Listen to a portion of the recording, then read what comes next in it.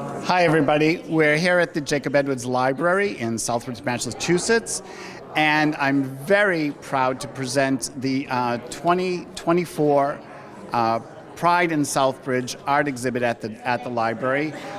This started many years ago under director James Patterson. We're now working with Margaret Morrissey, the current director, and her wonderful staff here. The art show is a collection of pieces from many, many artists. We're very proud to welcome our straight, our gay, our bisexual, our lesbian, our men, our women, our non-binary, our physically disabled artists today. And you're going to meet a few of them. I do have John Polakowski, who's on his way over now to talk about his pieces. I'm John Polakowski, originally from Southbridge. I've always liked the Cape, therefore my paintings reflect that. I have the dunes. We have a pass to go over the dunes when we go on vacation, so I get to take some different pictures out there. And the beach scene and the sunset. Sunsets down in Truro and Provincetown are awesome. They are unbelievable. So would you like to just talk about your connection to the library and the fact that you also were involved in the very early days with Billy and Barbara Day and James Patterson setting up the Pride in Southbridge? So 8 years ago, when James Patterson was the director here, and he got the Pride thing going, and that kind of got the ball rolling for this, which I think is a good thing for the small town. Our next artist is Michelle Fontaine from Woodstock. Michelle, can you tell us a little bit about your stuff? Sure. Two of my pieces are right here. This one on the left is inspired from my trip to Denmark. It's called Contemplating Hammershoy. Hammershoy was a very, very talented 19th century Danish painter. And he was known for his interiors. So when I did this painting, I really wanted to do a lot of white paint. And I really copied one of his fabulous canvases and called it Contemplating Hammershoy. This one here is basically from the south of France. So what I did was I purchased a bunch of pigments, and then I mixed them with oil, and then I used crayon, and I put together sort of a collage and a painting, kind of like watercolor oil paint. And I called it Roussillon, because it's based off of a trip that I did to the south of France.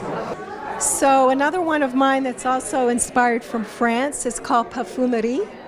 And it's an abstract, basically, of different perfume bottles and the whole chemistry that goes into making perfume.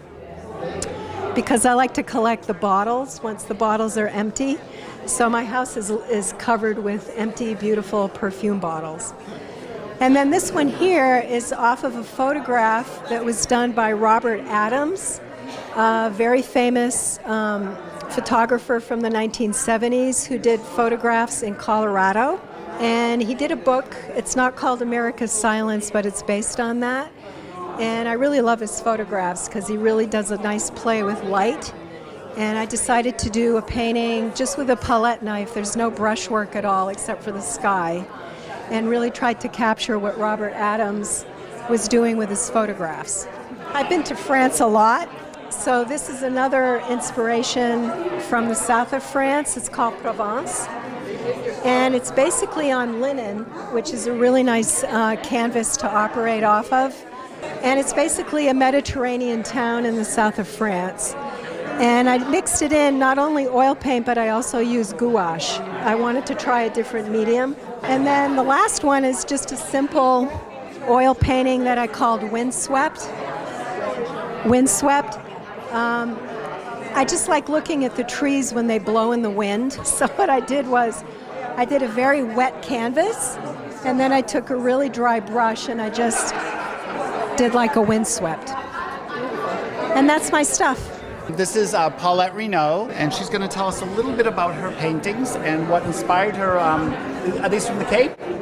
No, they're not. I actually didn't do a lot of water or oceans. So I've been trying to force myself to try new things. So that's what this was about. Just trying to force myself to do different techniques. This one was actually done a while ago. They were all acrylics.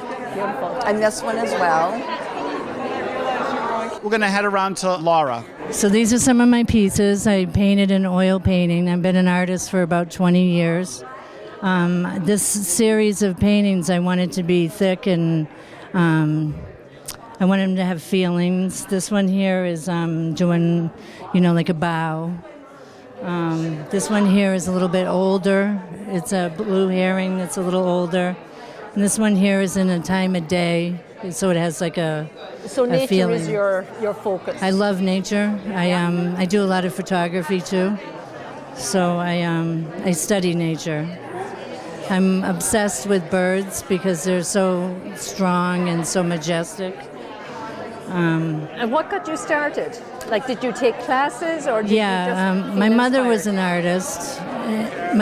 an artist, and I was about third grade when I won my first art contest, and that just pumped me up to continue and want more.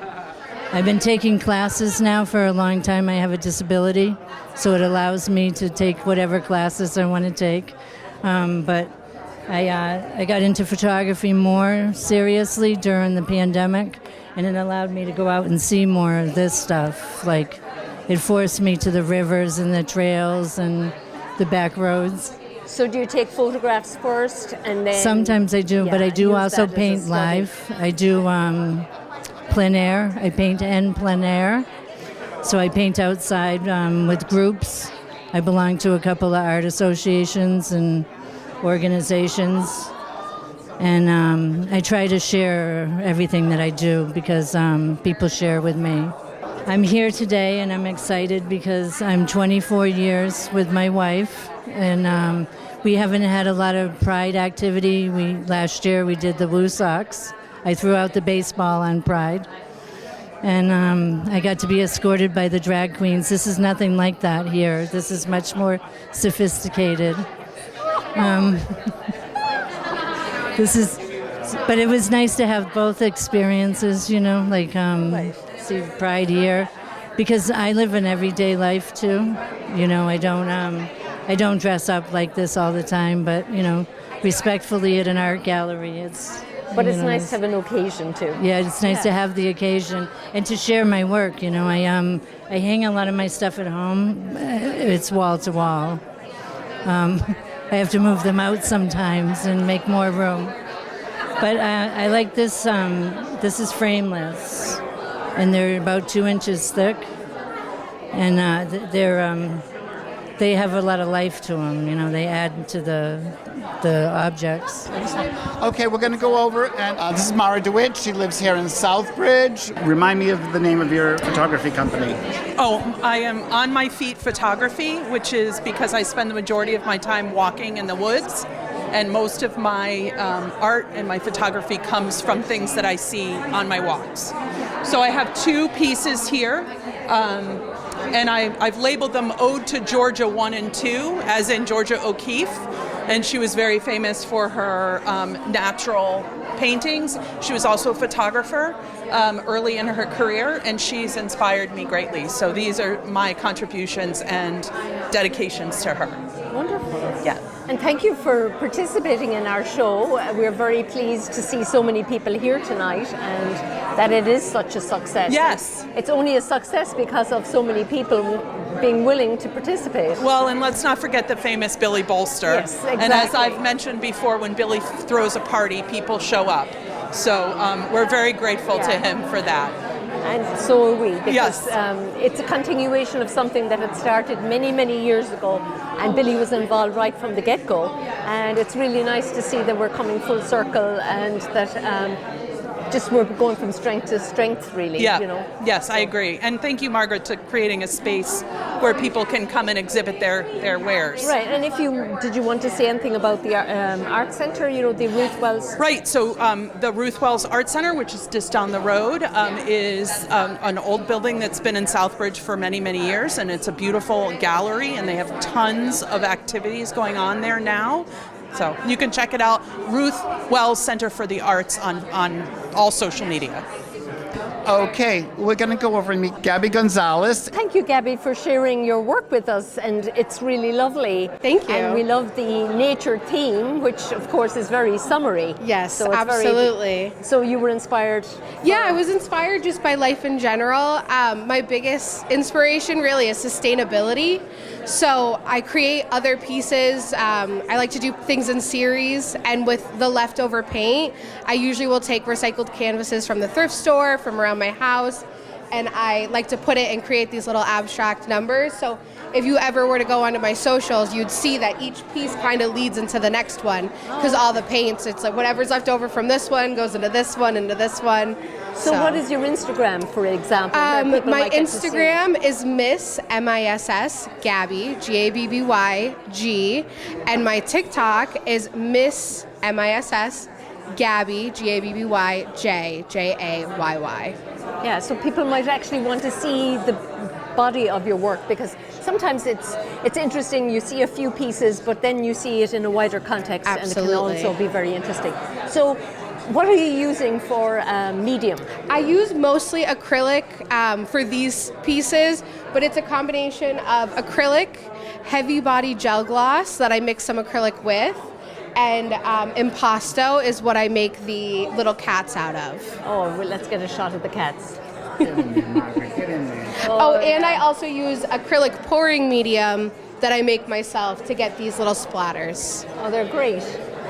Yeah. Thank you, Gabby. Thanks Thank for being you. with us. Okay, I'm going to grab Cass now. Cass Reyes is currently living in Southbridge. Cass has done some wonderful macrame and other fiber works. Thank you for showing your work here this evening. It's very interesting to have some fiber, because a lot of the other work is fine art. So it's always nice to have the contrast. So how did you get started in doing fiber? Well, I actually just kind of really liked knitting for a long time, and I had some materials, and then I saw some people like on YouTube making macrame, and I found out that my grandmas used to like making macrame, and we had this antique staff at my house that is like from my grandmother or my great-grandmother, so I didn't want it to go to waste just like sitting in one of our rooms, so I decided to make my first macrame on it, and this was the first piece that I had ever made, and I put some like crystals and pink Himalayan salt rocks in here basically to bring good energy and calm and peace, and then I expanded out to doing like different needle point and embroidery. This was one of my earlier pieces, and then I made this bird more like freehand. I drew with pencil like just a little outline, and then I freehand did all the feathers, and that one's like a unique made-up bird. I don't have a name for it, but this is an owl that I did like look at a picture and try to make more realistic. But yeah, honestly, doing like the repetitive kind of over and over movement with the needle or making the knots is very soothing to me, and I just really love it. It brings me joy. So, yeah. Beautiful, yeah. Thank you. So what kind of fiber are you using? What kind of fabric is in the macrame piece? So is this it cotton or is it some other? This one, I believe, is a cotton or hemp, and then this is like an acrylic, just man-made, like knitting wool. These ones are more like embroidery threads that I've like pulled apart and individually then thread. So the crystals, can you just kind of review why you put the crystals in? So I put the Himalayan salt rock, and that one is supposed to be like cleansing and clearing. It's also can be good for your immune system. This one is a clear quartz, which is also like a clearing crystal. It can help like clear out different energetic blocks in your chakra system. And then this one is a citrine, which like just generally brings positive vibes and can help with any chakra. So can't go wrong with those. Exactly. So thank you, Cass. That was really great. Thank you so much. So Margaret, I want to thank you so much for inviting me and my friends and the whole Pride in Southbridge community to come in to put this exhibit up. I hope all of your patrons enjoy it. It's a great exhibit. It's really a diverse group of people and a diverse body of works that we're doing. And just one thing to mention, we are working with the two other area libraries, which is wonderful. So Southbridge Library, Becky, has reached out to us last year, so we did a joint programming together with Charlton. So it's a three communities. So what's really nice about that is that it has allowed us to have a lot more programming than Southbridge would have done necessarily by itself. Correct. I would like to call attention, though, to the 27th. Museful Intent will be doing a stage reading of 3 10-minute original plays written by a local Southbridge playwright, Mary Darling. She is fantastic. She also has a play opening tomorrow night up at Fortunato Court. Museful Intent. And some information is on the poster over here, or you can check out their website, or the library has tons of information. The play that she brought to Boston that was chosen in a juried show, she had 2 actors perform it in Boston at Boston University. But that is going to be one of the 10 minutes that she's doing here. So you're getting an award-winning play here in Southbridge. So everything is available for viewing during the library opening hours, which are Monday and Thursday, 9 until 8, Tuesday, Wednesday, Friday, 9 to 5. We don't have Saturday hours during the summer. So we'd love if people would come by. We have a guest book, and we'd love if people would write in it. And also there are other programs coming up. So we'd love if people would actually think about coming by. Yep, and as you mentioned, Joshua Hyde and Charlton are doing some great programming too, and some of it's actually online. So if you're not able to get out of the house, there is programming available for you. Check out the websites of all 3 libraries, Charlton, Southbridge, and Southbridge. Thank you, Bill. Thank you.